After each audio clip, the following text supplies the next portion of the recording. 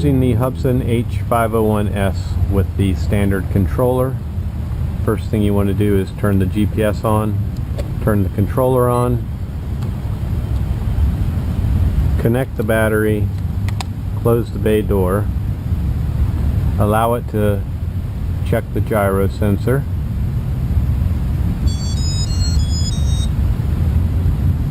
Calibrate compass 1. To do so, hold the drone steady, turning it clockwise. Till you get green lights. Calibrate compass 2. Nose down vertical, turning it slowly clockwise.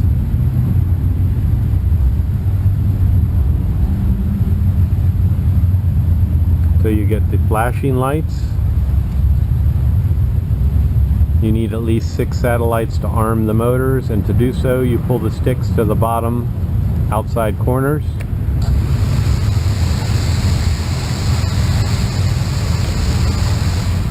Disarm the motors the same way.